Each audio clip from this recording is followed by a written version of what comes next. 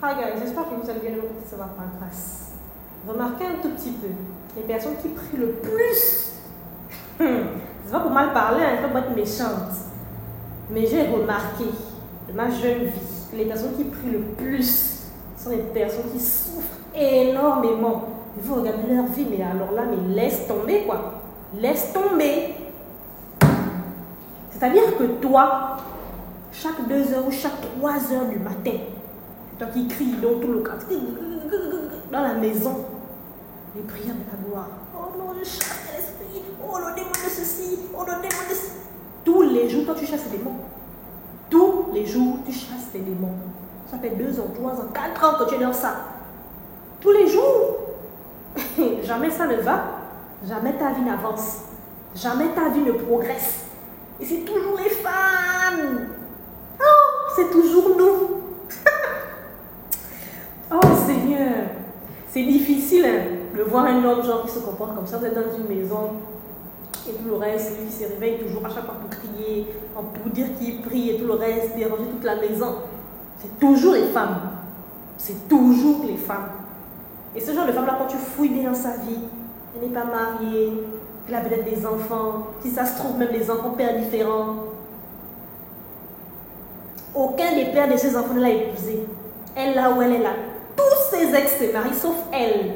Même les pères de ses enfants sont allés se marier à elle. Elles sont allées se marier ailleurs, autant pour moi. Elle en a déchargé. C'est toi qui pries. Et ma soeur, qu'est-ce qu'il y a? C'est comment? Oh, tu as fait ça pendant 1 an, 2 ans, 3 ans. Tu vois que ça ne change pas. Change de stratégie.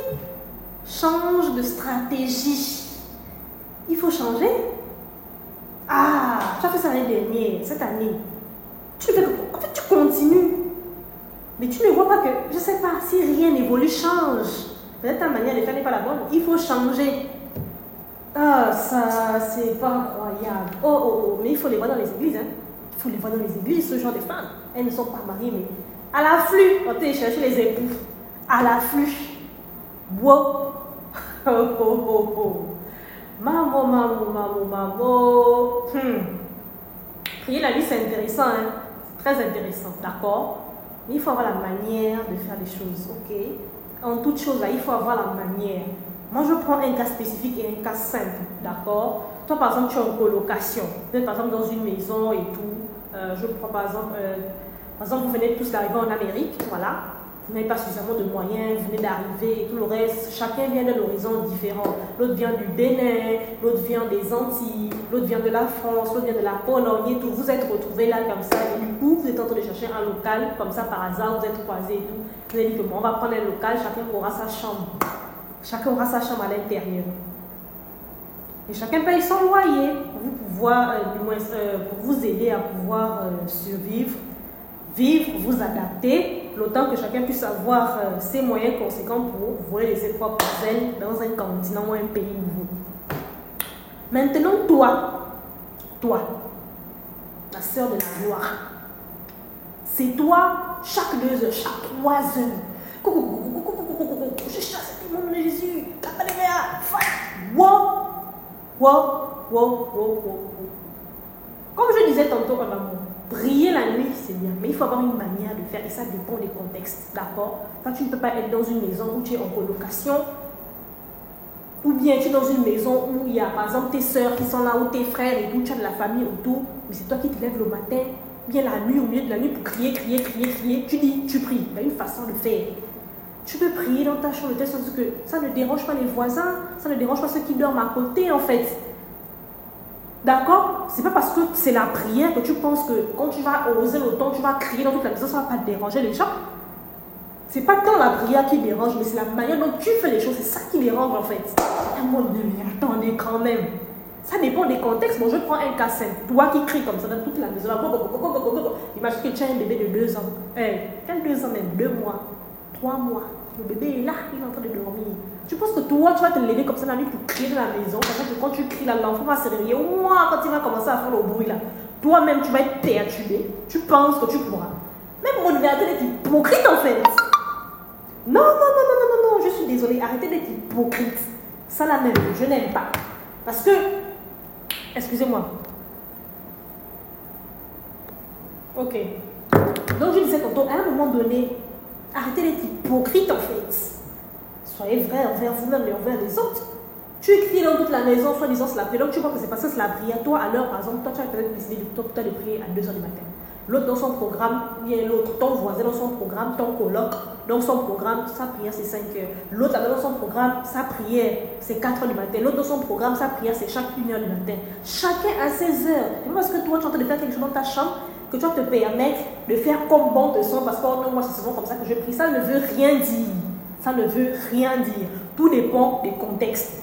Si tu es dans une maison, tu es toute seule, il n'y a que toi à l'intérieur, tu es dans ton droit, fais comme tu veux, c'est chez toi. Mais même là, malgré que c'est chez toi, rassure-toi que le bruit que tu fais, ça ne dérange pas les voisins. Ça dépend en même temps de quel type de matériaux est construite ta maison. Si ta maison, c'est le nom de maison en planche là, avec les ouvertures, que dès que tu dis ah, le voisin a entendu, B, le voisin a entendu, ma chérie, tu sais, quand tu es dans une maison comme ça, tu vas pas aussi oser le ton. Tu ne vas pas aussi oser le ton. Parce que le voisin à côté, quand tu entends les crier là, lui il entend là-bas, ça le perturbe dans son sommeil. Ça le perturbe dans son sommeil. Donc à un moment donné, arrêtez. Arrêtez. Oh, non mais c'est pas possible. Et comme je disais tantôt, quand tu regardes les vies de ces personnes, les vies sont tristes. La personne ne te donne même pas envie. Elles sont les personnes les plus aigries. Elles sont aigries. Aigries comme c'est pas possible. Wow, c'est-à-dire, est-ce qu'on va s'en sortir? Est-ce qu'on se sent avec ce genre de personnes? Ce genre de personnes, tu n'as rien fait, rien du tout absolument, et la personne te déteste pour rien.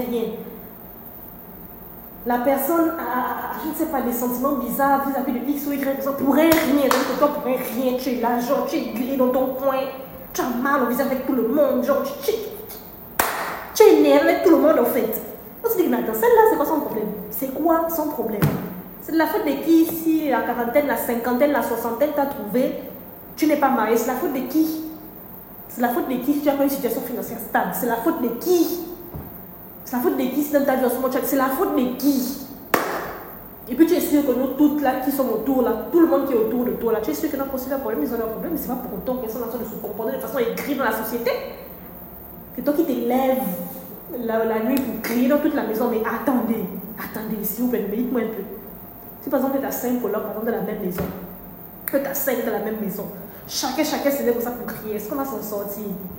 Est-ce que vous pensez qu'on va s'en sortir? Donc à un moment donné, arrêtez. Quand vous faites les choses, tenez compte du contexte dans lequel vous vous trouvez. C'est pour ça qu'on dit faire des études, c'est très important. Faire des études, c'est très important.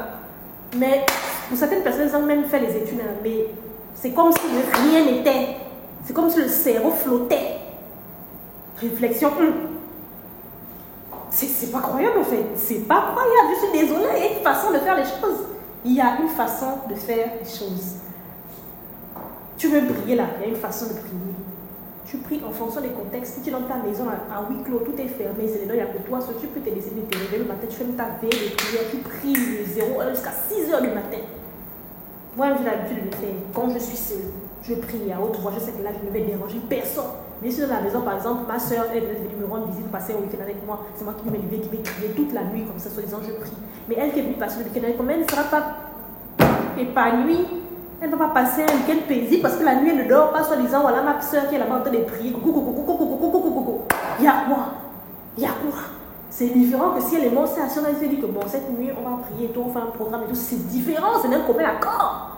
C'est d'un commun accord. Mais les gens se disent que moi, comme c'est la prière, ça ne les dérange pas. Il y a encore une autre catégorie de personnes. Une autre catégorie de personnes, elle, quand elle se réveille le matin, le téléphone, quelqu'un met ça loin jusqu'à le bruit.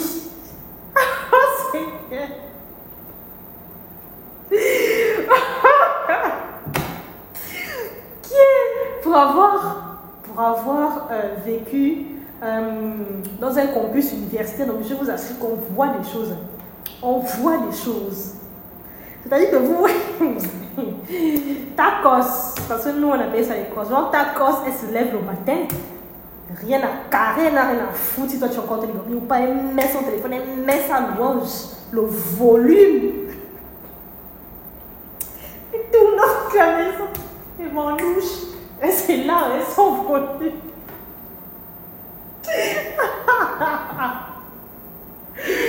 Oh Seigneur, en fait je ris, non. Mais je vous assure, ça me dérange.